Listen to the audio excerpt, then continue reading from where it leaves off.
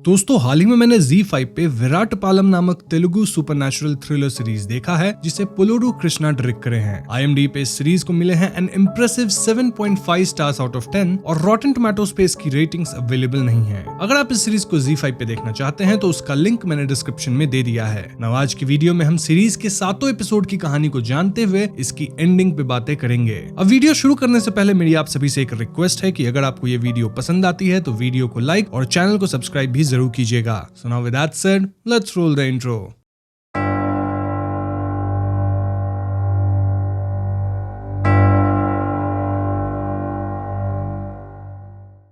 तो सीरीज की कहानी 1980 में शुरू होती है जहां विराट पालम गांव में एक शादी हो रही होती है। इस शादी में दुल्हन का नाम दुर्गा था और दुल्हन की ब्राइड्समेट भ्रमरंबा थी जो कि इस गांव के प्रेसिडेंट की बेटी भी थी। भ्रमरंबा हर किसी की शादी में ब्राइड जैसा ड्रेस करके जबरदस्ती ब्राइड्समेट बन जाया करती थी। गाँव की एक एल्डर लेडी दुर्गा को तिलक वगैरह लगाती है, लेकिन जैसे ही दुर्गा मंडप पे शादी करने बैठती है उसे खून की उल्टी आ जाती है जिससे वो खत्म हो जाती है। अब यहाँ से कहानी तकरीबन 10 साल आगे आती है जब मीना नाम की एक लड़की अपनी माँ के साथ इसी गांव में आती है। मीना एक पुलिस कांस्टेबल थी जिसका अभी अभी विराट पालम गांव में ट्रांसफर हुआ था। मीना का हर 6 महीने पे ट्रांसफर होता रहता था क्योंकि वो एक बहुत ही ईमानदार पुलिस वुमन थी। साथ ही उस पुराने टाइम पे लेडी का पुलिस में होना कहीं न कहीं रेयर था। अब मीना जब विराट पालम पहुंचती है तो वहाँ के सभी लोग उसे घूर घूर के देख रहे थे। मीना ये सब इग्नोर करती और अपने रेंटेड घर में सेटल हो जाती है। अगली सुबह वो पुलिस स्टेशन ज्वाइनिंग के लिए जाती है और स्टेशन के सीनियर इंस्पेक्टर यानी SI तुरंत ही मीना को एक केस असाइन कर देते हैं। दरअसल गांव के प्रेसिडेंट का बेटा चिन्ना बाबू पुलिस स्टेशन फोन करके बताया है कि उसके घर से एक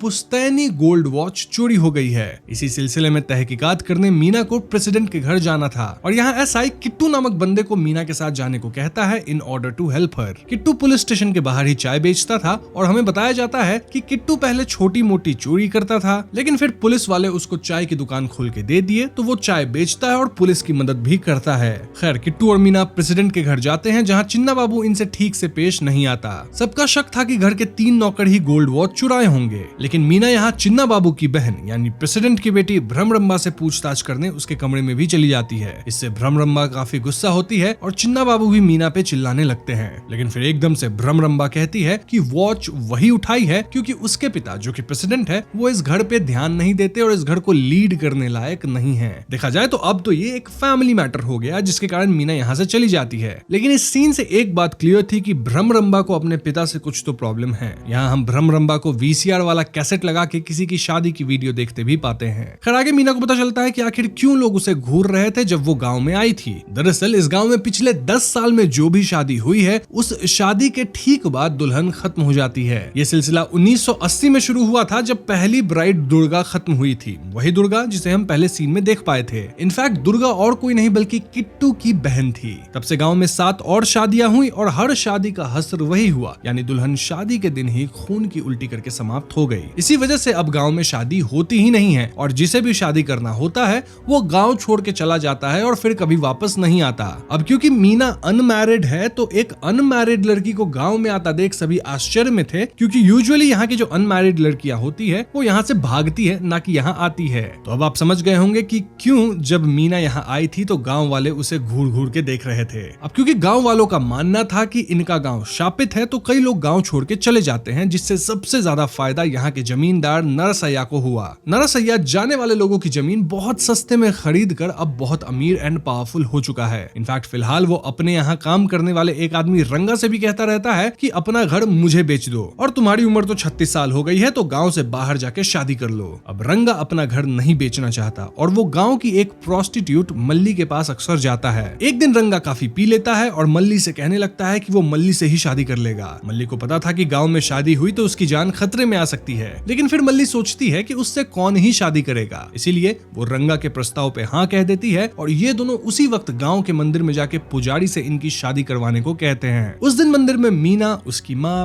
प्रेसिडेंट, नरसैया सब थे और गाँव के सभी लोग इस शादी से इनकार करते हैं। लेकिन मीना का कहना था कि 2 एडल्ट शादी करना चाहते हैं तो इसमें कोई बुरी बात नहीं है, और रही बात दुल्हन के खत्म होने की तो वो सब सिर्फ अंधविश्वास है। अंततः रंगा और मल्ली वहीं पे शादी कर लेते हैं। अब शादी की रात रंगा पी के सो चुका था और मल्ली को प्यास लगती है, लेकिन घर में पानी नहीं था। वो पानी मांगने दूसरों के घर पे जाती है, लेकिन कोई मल्ली को पानी नहीं देता। क्यों? क्योंकि एक तो मल्ली की रेपुटेशन अच्छी नहीं थी और दूसरा सबको ये डर था कि क्योंकि मल्ली के ऊपर शाप अब तक आ चुका होगा तो अगर ये मल्ली को टच करेंगे, उसे हेल्प करेंगे तो शायद उन पे भी शाप आ जाएगा। अब ऐसे में भागते हुए मल्ली फाइनली मीना के घर पे आ जाती है, जहां मीना की मां ना सिर्फ उसे पानी देती है बल्कि एक नई साड़ी भी देती है। अब अगली सुबह मल्ली नहा धो के रेडी होती है और तब रंगा सो के उठता है। इस पॉइंट पे रंगा को रियलाइज होता है कि वो इस गांव के अंदर शादी कर लिया है और इससे शायद मल्ली ना बचे। मतलब कल तो वो नशे में था लेकिन आज उसका दिमाग खुला, इसीलिए वो अपना और मल्ली का सामान बांध कर यहाँ से भागने लगता है। लेकिन बीच सड़क पे गांव के बीचों बीच मल्ली उल्टी करती है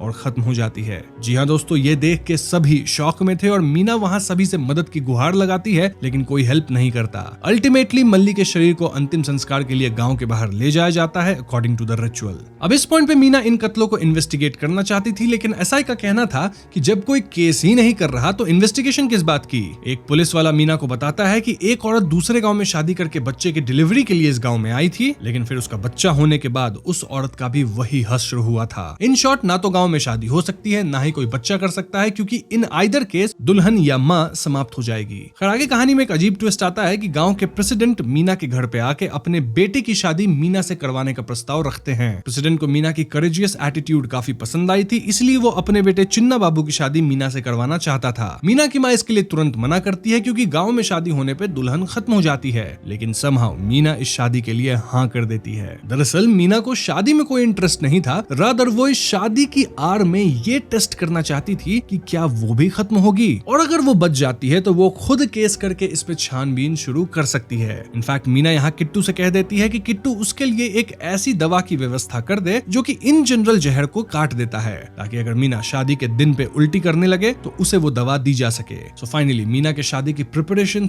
शुरू होती है और विलेज की जो एल्डर लेडी थी वो मीना से कहती है कि क्यों ना मीना गांव से बाहर जाके शहर में शादी कर ले क्योंकि यहाँ रिस्क है, लेकिन मीना का कहना था कि वो इस सब कर्ज में नहीं मानती। मीना शादी से पहले वाले रिचुअल शुरू करती है, जैसे कि गौड़ी पूजा, देन पॉन्ड से पानी लाना, पानी के मटके को लेके घर तक जाना, उस पानी में शादी से पहले नहाना एंड ऑल दैट। हैरानी की बात यह थी कि शादी तक मीना को कुछ खाना पीना भी नहीं था, यानी मीना को कोई खिला पिला के तो पॉइजन नहीं कर सकता। अब शादी के दिन चिन्ना बाबू की बहन भ्रमरंबा थोड़ा सीन क्रिएट करती है कि उसके माँ के गहने मीना को नहीं मिलने चाहिए, लेकिन इस दौरान शादी से पहले ही मीना उल्टी करना शुरू करती है और तुरंत ही किट्टू मीना को जहर का काट पिला देता है। इसे पीने से मीना थोड़ी स्टेबल होती है और उसे अस्पताल ले जाया जाता है। वहाँ डॉक्टर बताते हैं कि भले दवा करेक्ट नहीं थी लेकिन एटलीस्ट उससे मीना की जान बच गई है and she is out of danger now. Now as planned by Meena, recover करने के बाद मीना सीधा पुलिस स्टेशन में केस दर्ज करती है कि कोई उसे मारने की कोशिश किया है। मीना यहाँ अपना ब्लड रिपोर्ट और मल्ली की फॉरेंसिक रिपोर्ट भी लेकर आई थी, जिसमें क्लियर था कि इनके शरीर में एक खास तरह का जहर था जो कि बहुत रेयर है और इस जहर को लैब में ही बनाया जाता है। So yes, finally case open हो चुका था और मीना अब ऑफिशियली इस केस पे काम कर सकती थी। मीना किट्टू से मिलकर डिस्कस करती है कि कैसे वो शादी से पहले कुछ खाई पी नहीं थी, एक्सेप्ट गौरी पूजा के वक्त वो थोड़ा जल ग्रहण की थी। मतलब ये रिचुअल था और ये जल उसे भ्रमरंबा दी थी एंड इट्स पॉसिबल कि भ्रमरंबा ही जल में जहर मिलाकर उसे दी होगी। ऐसे में उस रात मीना और किट्टू चुपचाप प्रेसिडेंट के घर में भ्रमरंबा के कमरे में छानबीन करने जाते हैं और वहां मीना को वीसीआर कैसेट टेप मिलता है, वही टेप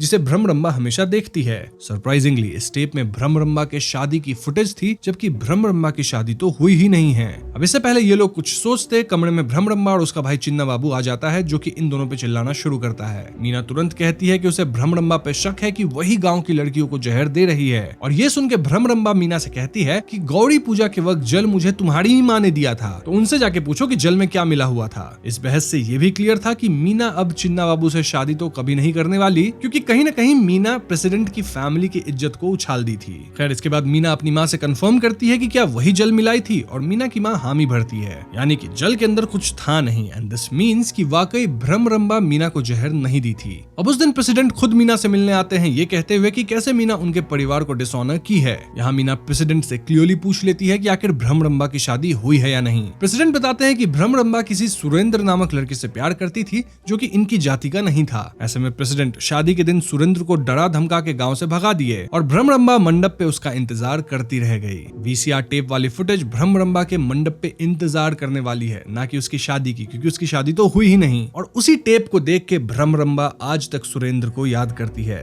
भ्रमरंबा आज तक शादी भी नहीं की और तब जाके प्रेसिडेंट को अपनी गलती का एहसास हुआ। But this is too late, क्योंकि प्रेसिडेंट के कई बार ढूंढने के बाद भी उन्हें सुरेंद्र कहीं नहीं मिला। So yes, this is Bhramaramba stories और क्यों वो अपने पिता नेता यानी प्रेसिडेंट से नफरत करती है। वैसे प्रेसिडेंट यहाँ एक बात बहुत क्लियर करते हैं कि भ्रमरंबा कभी किसी को खत्म नहीं कर सकती। खैर इसके बाद मीना पुलिस स्टेशन जाती है जहाँ उसे पता चलता है कि उसका ट्रांसफर लेटर आ चुका है। दिस वाज शॉकिंग क्योंकि मीना को यहाँ आए सिर्फ 1 महीना हुआ था और ऐसे में मीना हेड ऑफिस जाती है to ask about her transfer. वहाँ मीना के अंकल उससे मिलते हैं जिनका हेड ऑफिस में अच्छा खासा जान पहचान था और वो पता करके बताते हैं कि मीना का ट्रांसफर नरसैया करवाया है। जी हाँ दोस्तों, जमींदार नरसैया का ये किया धरा था और इसका मतलब ये कि नरसैया शायद इन कत्लों के पीछे है। मीना तुरंत किट्टू को ये सब बताती है। किट्टू भी फौरन नरसैया के जीप पे जाकर उसकी झूठी तारीफ करता है और वो बातों बातों में ये बात निकलवा लेता है कि मल्ली के खत्म होने के 1 दिन पहले नरसैया शहर गया था। नाउ दिस इज इंपॉर्टेंट क्योंकि जो जहर विक्टिम्स को दिया जा रहा था वो शहर के लैब में ही बनाया जा सकता था और इसी जहर को लाने नरसैया टाउन गया होगा ताकि वो मल्ली को खत्म कर सके। ऐसे भी इस कर्ज का सबसे ज्यादा फायदा नरसैया को ही हुआ है जहां वो गांव से जाने वाले लोगों की जमीन को काफी सस्ते में खरीद लेता है। बस फिर क्या था, उस रात मीना और किट्टू मिलकर नरसैया के गोडाउन पे जाते हैं जहां उन्हें कार्टून्स में वाकई जहर मिल जाता है। इनफैक्ट उन्हें वहां रंगा भी मिलता है जिसे नरसैया और उसके आदमी पीट रहे थे ताकि रंगा अपना घर उन्हें बेच दे।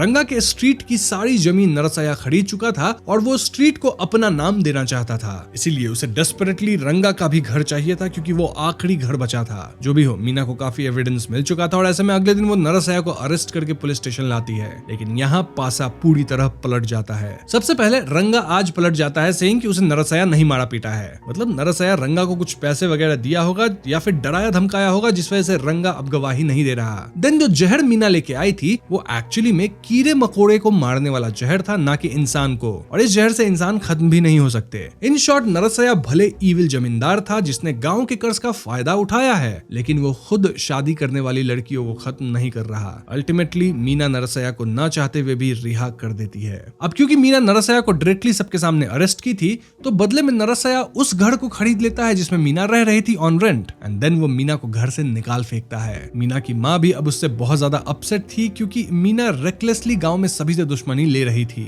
इसी सब के बीच मीना अपने अंकल को फोन करती है और उनसे सुरेंद्र को ढूंढने कहती है ताकि वो सुरेंद्र और भ्रमरंबा को वापस मिलवा सके। इसी सब के दौरान मीना पोस्ट ऑफिस जाती है जहां पोस्ट मास्टर हर कॉल, चिट्ठी या मनी ऑर्डर की रिकॉर्ड रखते थे। मीना तुरंत उन डेट्स का पता लगाती है जिन पे गांव में शादियां हुई थी, मतलब वो शादियां जिसके बाद दुल्हन खत्म हुई, और फिर इन्हीं डेट्स के 1-2 दिन आगे पीछे के पोस्ट ऑफिस रिकॉर्ड्स को चेक करती है। मतलब इन रिकॉर्ड्स में कहीं कोई रिपीटेड कॉल्स या पोस्ट तो ना आया है। अब मीना को यहाँ एक फोन नंबर मिलता है जिसपे इन्हीं डेट्स के आसपास बार बार कॉल हुआ था और जब मीना इस नंबर पे कॉल लगाती है तो ये जगह KLM केमिकल फैक्ट्री निकलती है। जी हाँ दोस्तों, यानी कातिल कॉल करके पोस्ट से जहर मंगवाता है फ्रॉम KLM केमिकल फैक्ट्री। अब इसके बाद मीना को सुरेंद्र का पता लगता है और वो सुरेंद्र को गांव बुला के भ्रमरंबा से मिलवा देती है। इससे प्रेसिडेंट के घर में सभी खुश होते हैं और मीना कहती है कि भ्रमरंबा और सुरेंद्र की शादी इसी गांव में होगी क्योंकि उसे पता लग चुका है कि कातिल कौन है। वो कातिल को शादी के टाइम पे ही पकड़ेगी। बस फिर क्या था, भ्रमरंबा के शादी के रिचुअल्स शुरू होते हैं और मीना मेक श्योर करती है कि भ्रमरंबा ना कुछ खाएगी ना ही कुछ पिएगी। वहीं दूसरी तरफ किट्टू KLM केमिकल फैक्ट्री जाके किसी रमना को ढूंढता है और रमना किट्टू को देखते भागता है। इनके बीच थोड़ी हाथापाई होती है जिसके एंड में रमना किट्टू को ओवरपावर कर देता है। ऑल्दो रमना यहाँ किट्टू को खत्म नहीं करता बल्कि भाग जाता है। ऐसे में किट्टू भी भाग के शादी वाली जगह पे आता है जहाँ वो फिर से रमना को ऊपर वाली छत पे देखता है। किट्टू भाग के रमना को पकड़ लेता है और उसे मारते पीटते सबके सामने लाता है। किट्टू कहने लगता है कि ये रमना ही जहर बनाता है और लड़कियों को खत्म करता है, लेकिन तभी मीना कहती है कि रमना बस जहर बनाता है लेकिन जहर देने का काम उसका नहीं है। ये काम रमना की माँ करती है जो कि और कोई नहीं बल्कि इस गांव की एल्डर लेडी है। जी हाँ दोस्तों, वही एल्डर लेडी जिसे हमने दुर्गा की शादी में देखा था और जो अक्सर हर इवेंट के आसपास होती है। बट द क्वेश्चन इज कि वो एल्डर लेडी ऐसा क्यों कर रही थी। दरअसल 10 साल से पहले गांव में कोई भी शादी एल्डर लेडी के आशीर्वाद और इन्वॉल्वमेंट के बिना नहीं होती थी। वो सभी रिचुअल्स में पार्टिसिपेट करती थी, सबके घर जाती थी और कई बार अगर बच्चा घर में होता है तो बच्चे को भी ब्लेसिंग्स देने आती थी। लेकिन फिर एक दिन एल्डर लेडी के हस्बैंड एक बस एक्सीडेंट में समाप्त हो गए। एल्डर लेडी विधवा हो गई और तब से गांव में सभी उन्हें बुरी तरह से ट्रीट करने लगे, मानो वो किसी तरह का अपशकुन लेके आती है। एल्डर लेडी अपनी मेड की बेटी की शादी में गई तो वो भी एल्डर लेडी के गिफ्ट को फेंक दी और उन्हें दुत्कारने लगी, सेइंग कि अपनी शादी के दिन वो विधवा का शक्ल नहीं देखना चाहती। इस सबसे एल्डर लेडी बहुत परेशान हुई, उन्हें बहुत दुख हुआ और ऐसे में वो पूरे गांव से बदला लेने का सोची। उनका बेटा रमना उन्हें ये खास जहर दिया जिसको एल्डर लेडी पॉन्ड से लाए गए पानी के घड़े में मिला देती थी। जी हाँ दोस्तों, जब ब्राइड इस जहरीले पानी से नहाती थी एज पार्ट ऑफ रिचुअल तो इसीलिए वो ब्राइड समाप्त हो जाती थी और यहाँ मीना भ्रमरंबा को नहाने से रोक भी दी थी। अब एल्डर लेडी का कहना था कि कोई उसे शादी वाले घर में घुसने नहीं देता था, इसलिए वो शादी वाले घर को मातम वाला घर में तब्दील कर देती थी जहां उन्हें बुलाया जाता था। रमना KLM केमिकल्स में काम करने लगा और वहां से जहर बना के अपनी माँ को तब भेजता जब उसकी माँ उसे फोन करके बताती कि गांव में फिर से शादी होने वाली है। सो फाइनली गांव के लोगों को सब पता चल चुका था और सभी यहाँ एल्डर लेडी पे चिल्लाते हैं। लेकिन मीना यहाँ एक और चीज पॉइंट आउट करती है। वो कहती है कि इस गांव में हमेशा देवी की पूजा होती है, लेकिन इट्स अनफॉर्चुनेट कि गांव की औरतों की आइडेंटिटी सिर्फ उनके पति से जुड़ी है। मतलब अगर किसी औरत का पति खत्म हो गया तो उस औरत की कोई इज्जत नहीं रह जाती। इनफैक्ट कोई भी उस औरत को सोशल इवेंट्स में इंक्लूड भी नहीं करता, जो कि गलत है। मीना का कहना था कि भले एल्डर लेडी कातिल है, लेकिन उसे ऐसा गांव वालों की हरकतों ने बनाया है। तभी एल्डर लेडी एकदम से अपना ही जहर निगल लेती है, जिससे वो भी समाप्त हो जाती है। यहीं पे सीरीज भी खत्म हो जाती है। तो दोस्तों ये थी विराट पालम सीरीज की कहानी, जो कि काफी स्ट्रेट फॉरवर्ड थी। लेकिन चलिए हम और आप मिलकर इससे जुड़ी थियरीज और थीम पे बातें कर लेते हैं। तो सबसे पहला सवाल यही है कि अगर नरसैया कत्लों में इन्वॉल्व नहीं था तो क्यों वो मीना की ट्रांसफर करवाना चाहता था? देखो, गांव वालों का मानना था कि उनका गांव शापित है, तो कई लोग गांव छोड़कर चले जाते हैं। इससे सबसे ज्यादा फायदा यहाँ के जमींदार नरसैया को हुआ था। नरसैया जाने वाले लोगों की जमीन सस्ते में खरीद कर बहुत अमीर और पावरफुल हो चुका था।